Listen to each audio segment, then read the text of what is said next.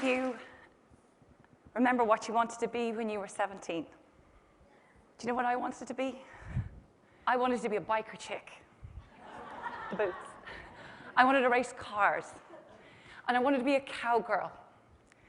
And I wanted to be Mowgli from the Jungle Book. Because they were all about being free. The wind in your hair, just to be free. And on my 17th birthday, my parents, knowing how much I love speed, gave me one driving lesson for my 17th birthday. Not that we could have afforded I drive, but to give me the dream of driving. And on my 17th birthday, I accompanied my little sister in complete innocence, as I always had all my life, my visually impaired sister, to go to see an eye specialist, because big sisters are always supposed to support their little sisters. And my little sister wanted to be a pilot, God help her. So I used to get my eyes tested just for fun. And on my 17th birthday, after my fake eye exam, the eye specialist just noticed it happened to be my birthday. And he said, "So what are you going to do to celebrate?" And I took that driving lesson and I said, "I'm going to learn how to drive." And then there was a silence. One of those awful silences when you know something's wrong. And he turned to my mother and he said, "You haven't told her yet." On my 17th birthday, as Janice Ian would best say, I learned the truth at 17. I am, and have been since birth, legally blind. And you know, how on earth did I get to 17 and not know that? Well, if anybody says country music isn't powerful, let me tell you this. I got there because my father's passion for Johnny Cash and a song, A Boy Named Sue. I'm the eldest of three. I was born in 1971, and very shortly after my birth, my parents found out I had a condition called ocular albinism. And what the hell does that mean to you? So let me just tell you the great part of all of this. I can't see this clock, and I can't see the timing. So, holy God, woohoo! I might buy some more time. But more importantly, let me tell you, I'm going to just come up really close here. Don't freak out, Pat. Hey, see this hand? Beyond this hand is a world of Vaseline. Every man in this room, even you, Steve, is George Clooney. And every woman, you are so beautiful. And when I want to look beautiful, I step 3 feet away from the mirror, and I don't have to see these lines etched in my face from all the squinting I've done all my life, from all the dark lights. The really strange part is that at 3.5, just before I was going to school, my parents made a bizarre, unusual, and incredibly brave decision. No special needs schools. No labels. No limitations. My ability and my potential. And they decided to tell me that I could see. So just like Johnny Cash's Sue, a boy given a girl's name, I would grow up and learn from experience how to be tough and how to survive when they were no longer there to protect me or just take it all away. But more significantly, they gave me the ability to believe, totally to believe that I could. And so when I heard that eye specialist tell me all the things, a big fat no, everybody imagines I was devastated. And don't get me wrong, because when I first heard it, aside from the fact that the whole thing is insane, I got that thump in my chest. Do you know that, huh? But very quickly I recovered. It was like that. The first thing I thought about was my mom, who was crying over beside me. And I swear to God, I walked out of his office. I will drive. I will drive. You're mad, I'll drive. I know I can drive. And with the same dogged determination that my father had bred into me since I was such a child, he taught me how to sail, knowing I could never see where I was going. I could never see the shore, and I couldn't see the sail, and I couldn't see the destination. But he told me to believe and feel the wind in my face. And that wind in my face made me believe that he was mad and I would drive. And for the next 11 years, I swore nobody would ever find out that I couldn't see because I didn't want to be a failure and I didn't want to be weak. And I believed I could do it. So I rammed through life as only a Casey can do. And I was an archaeologist, and then I broke things. And then I managed a restaurant, and then I slipped in things. And then I was a masseuse, and then I was a landscape gardener. And then I went to business school, and disabled people are hugely educated. And then I went in, and I got a global consulting job with Accenture, and they didn't even know. And it's extraordinary how far belief can take you. In 1999, 2.5 years into that job, something happened. Wonderfully, my eyes decided, enough.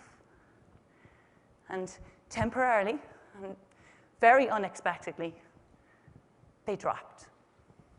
And I'm in one of the most competitive environments in the world where you work hard, play hard, you gotta be the best, you gotta be the best. And 2 years in, I really could see very little. And I found myself in front of a HR manager in 1999, saying something I never imagined that I would say. I was 28 years old. I had built a persona all around what I could and couldn't do. And I simply said, I'm sorry. I can't see, and I need help. Asking for help can be incredibly difficult. And you all know what it is. You don't need to have a disability to know that. We all know how hard it is to admit weakness and failure. And it's frightening, isn't it? But all that belief had fueled me so long. And can I tell you, operating in a sighted world when you can't see, it's kind of difficult. It really is. Can I tell you, airports are a disaster. Oh, for the love of God. Oh, and please, any designers out there, okay, designers, please put up your hands even though I can't even see you. I always end up in the gents' toilets. And there's nothing wrong with my sense of smell. But can I just tell you, the little sign for a gent's toilet or a lady's toilet is determined by a triangle. Have you ever tried to see that if you had Vaseline in front of your eyes? It's such a small thing, right? And you know how exhausting it can be to try to be perfect when you're not, or to be somebody that you aren't? And so after admitting I couldn't see to HR, they sent me off to an eye specialist. And I had no idea that this man was going to change my life. But before I got to him, I was so lost. No idea who it was anymore. And that eye specialist, he didn't bother testing my eyes. God, no. It was therapy. And he asked me several questions, of which many were, why? Why are you fighting so hard not to be yourself? And do you love what you do, Caroline? And when you go to a global consulting firm, they put a chip in your head, and you're like, I love Accenture, I love Accenture, I love my job, I love Accenture, I love Accenture, I love Accenture, I love my job, I love Accenture. To leave would be failure. And he said, do you love it? I couldn't even speak. I was so choked up. I just was so, how do I tell him? And then he said to me, what do you want to be when you were little? Now, listen, I wasn't going to say to him, well, I wanted to race cars and motorbikes.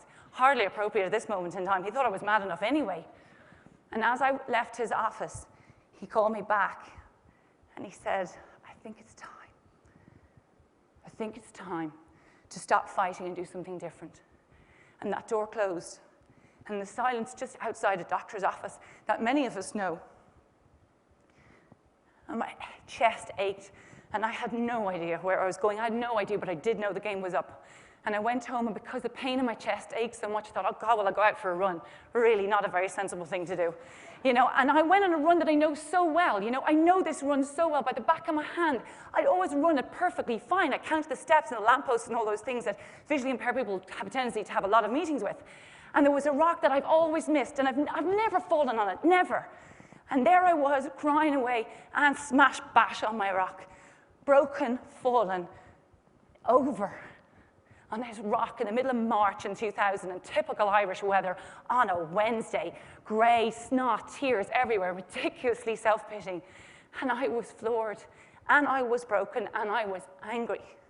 And I didn't know what to do. And I sat there for quite some time going, how am I going to get off this rock and go home? Because who am I going to be? What am I going to be? And I thought about my dad, and I thought, good God, I'm so not Sue now. And I kept thinking over my mind, what had happened? Where did it go wrong? Why didn't I understand? And the extraordinary part of it is I just simply had no answers. I had lost my belief. Look where my belief had brought me to, and now I had lost it, and now I really couldn't see. I was crumpled. And then I remember thinking about that eye specialist asking me, what do you want to be? Do you like it? What do you want to be? What do you want to be when you're little? Do you love what you do? Do something different. What do you want to be? Do something different. What do you want to be? And really slowly, slowly, slowly, it happened. And it did happen this way. And then the minute it came, it blew up in my head and bashed in my heart. Something different. Well, how about Mowgli from the Jungle Book? You don't get more different than that. And the moment, and I mean the moment that hit me, I swear to God, it was like, woohoo, you know, something to believe in, and nobody can tell me no. Yes, you can say I can't be an archaeologist, but you can't tell me no, I can't be Mowgli, because guess what? Nobody ever has done it before, so I'm going to go do it, and it doesn't matter whether I'm a boy or a girl, I'm just going to scoot. And so I got off that rock, and oh my God, did I run home, and I sprinted home, and I didn't fall, and I didn't crash, and I ran up the stairs, and there's one of my favorite books of all time, Travels on My Elephant by Mark Shand. I don't know if any of you know it, and I grabbed this book off, and I'm sitting on the couch, and I'm going, I know what I'm going to do. I know how to be Mowgli. I'm going to go across India on the back of an elephant. I'm going to be an elephant handler. And I had no idea how I was going to be an elephant handler, from global management consultant to elephant handler. I had no idea how. I had no idea how you hire an elephant, get an elephant. I didn't speak Hindi. I've never been to India. I hadn't a clue. But I knew I would. Because when you make a decision at the right time in the right place, God, that universe makes it happen for you. 9 months later, after that day on Snot Rock, I had the only blind date in my life with a 7.5-foot elephant called Kanchi. And together we would trek 1,000 kilometers across India. The most powerful thing of all is it's not that I didn't achieve before then. Oh my God, I did. But you know what? I was believing in the wrong thing because I wasn't believing in me, really me, all the bits of me, all the bits of all of us. Do you know how much of us all pretend to be somebody we're not? And you know what? When you really believe in yourself and everything about you, it's extraordinary what happens. And you know what? That trip, that 1,000 kilometers, it raised enough money for 6,000 cataract eye operations. 6,000 people got to see because of that. When it came home off that elephant, do you know the most amazing part was? I jacked in my job in Accenture. I left and I became a social entrepreneur, and I set up an organization with Mark Shand called Elephant Family, which deals with Asian elephant conservation, and I set up Kanchi, because my organization was always going to be named after my elephant, because disability is like the elephant in the room. And I wanted to make you see it in a positive way. No charity, no pity, but I wanted to work only and truly with business and media leadership to totally reframe disability in a way that was exciting and possible. It was extraordinary, you know? That's what I wanted to do. And I never thought about no's anymore, or not seeing, or any of that kind of mad thing. It just seemed that it was possible. And you know, the oddest part is when I was on my way traveling here to TED, I'll be honest, I was petrified. And I speak, but this is an amazing audience. And what am I doing here? You know, but as I was traveling here, you'll be very happy to know I did use my white symbol stick cane, because it's really good to skip queues in the airport. And I got my way here being happily proud that I couldn't see. And the one thing is that a really good friend of mine, he texted me on the way over knowing that I was scared. Even though I present confident, I was scared, and he said, be you. And so here I am. This is me. All of me.